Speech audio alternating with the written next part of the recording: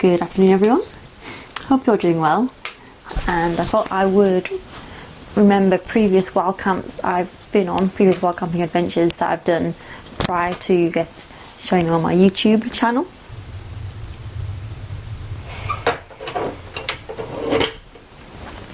So, some of my previous wild camps have been dotted all over, but I think some of my most memorable ones have been from the Peak District, and there's a lovely place called Lady Bowers Reservoir, and I lived in Sheffield for a few years, and as often as I could I would try and escape to the Peak District and go on hikes. These included day hikes or just going there for the evening, and I did a few wild camps there. I think one wild camp was in the summer, and I remember a friend and me had hiked up this really tall ridge and you could see the valley way down below, and it was amazing. Kind of the start of, I think it's the River Derwent, which is part of the Lady Bower Reservoir. I spent the summer in the Yorkshire Dales and I did a few wild camps there. And I slept on this hill which overlooked the village of Malham, and there's a hill there which I slept a few times.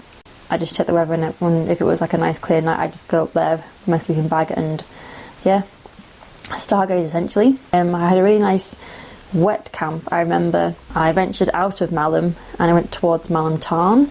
And there's like a big lake tarn there, and I pitched my tent this time just because I knew it was going to rain cats and dogs, which it did. But I pitched my tent and got inside. I think I was reading a book at the time, can't remember what it was, but I remember I think at about 10 o'clock like the heavens just opened and it was just a complete downpour.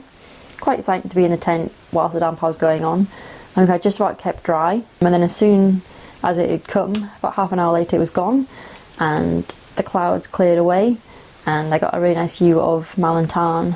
And then another wild camp I did was I actually drove out of Malham towards Skipton. There was this kind of big hill and I'd walked through it a few times, and I decided one of those times to wild camp up there, so I did. And I remember there was a really good moonrise. The moon was really clear, and then I was really lucky with the sunrise as well. There were a few sheep around, but they weren't really interested in me. I remember it being a very relaxed wild camp, and during that summer I went on a few kind of multi-day hikes. I started in the afternoon, and even though rain was forecast I still went for this hike. Bear in mind I didn't pack a tent, I was just going to find shelter wherever I could. And on the first night I slept under a lorry trailer. I actually slept really well. It was just me and my sleeping bag. I think I had my baby bag at that point, and I can just remember like watching the rain kind of fall off the trailer around me. Luckily it didn't trickle under the trailer and head towards me, but I remember waking up, that was quite a peaceful wild camp. And then I headed further into the Dales, and I followed the River Wharfe downstream, headed to Bolton Abbey, had a walk around there, and then I headed back up into the hills and I ended up sleeping in a grouse hut. And rain was forecast again and I needed shelter, so I ended up sleeping in there and I slept really well. I can just remember it being really rainy and super foggy.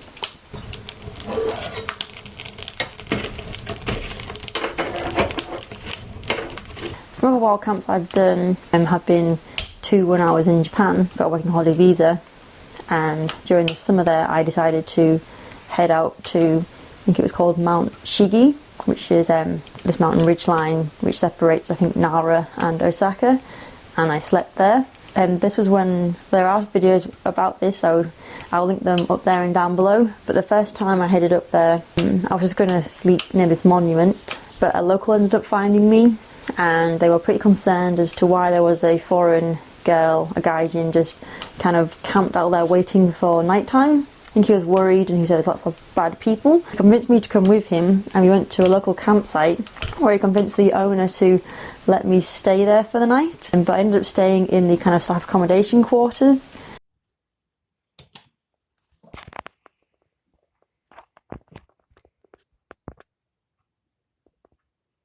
It was very lovely of them.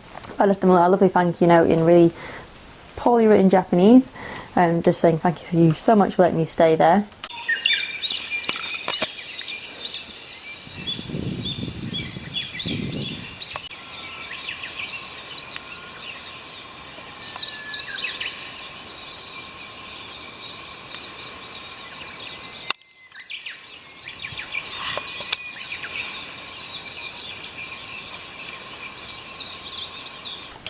And the second time I wild camped was I headed to a shrine because I wanted to see the sunrise or the sunset. I remember biking there, biking to the bottom of the mountain, leaving my bike there, and then getting a kind of funicular up the mountain, going for a nice little hike and exploring the area because there's like temples up there.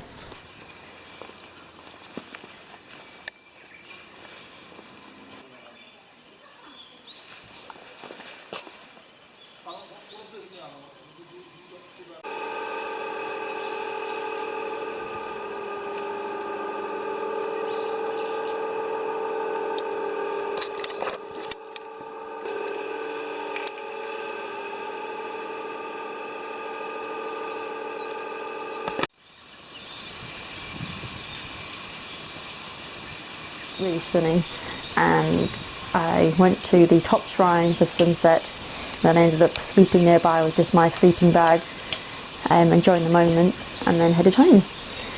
And that was a very memorable wild camp. But then also in Japan, when I had finished teaching, I decided to hitchhike around but also wild camped, and I kind of kept a diary of this and vlogs of this.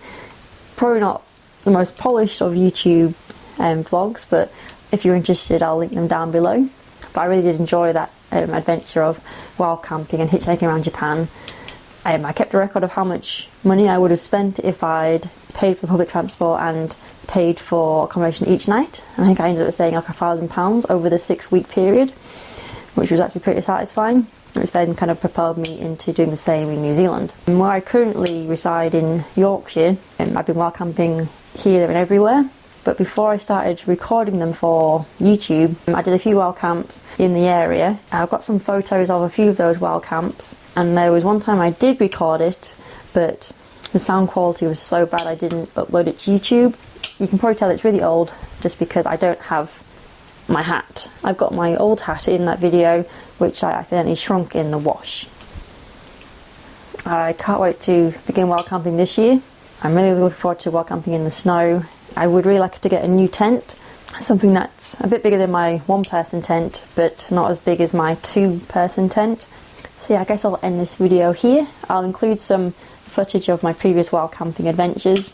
And thinking back on my wild camps from last year, I think my favourite wild camp was my Tolkien Wood adventure, just because I found the parasol mushrooms, I got so many bilberries, I was able to go wild swimming, I was able to spend time in my tent and listen to the rain, and I just remember waking up feeling quite refreshed in a way. That was a really great adventure. That's one of my top wild camps from last year. So yeah, and thank you for watching my continuing adventures of getting out and about on wild camping and all the other bits in between, such as this tiny house. But yeah, take care everyone. See you next time.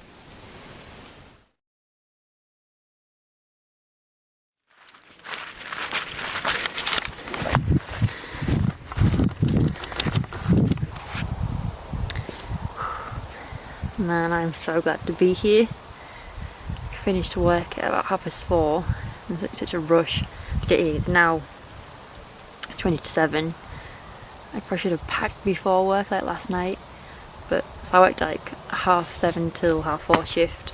Quickly pack, have some tea, and then get here, and then remember everything I need.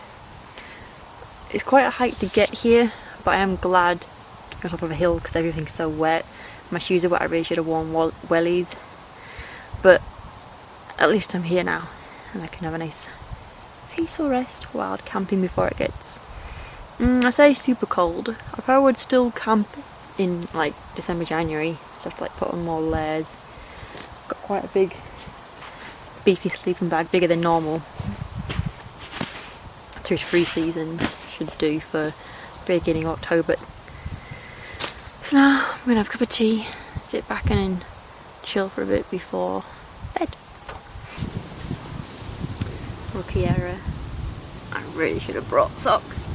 I did, but they got wet, so they're now hanging off the tree above me.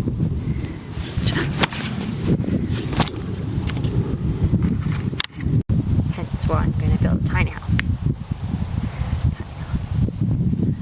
So yeah, it's nice to go out on wild camp when I can.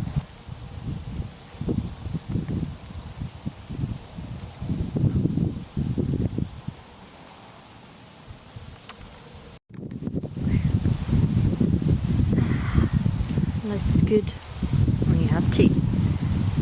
Can't see it, but I've got my lovely alpaca mug. But yeah, there's something about just either solo camping or wild camping. Just like enjoying the moment.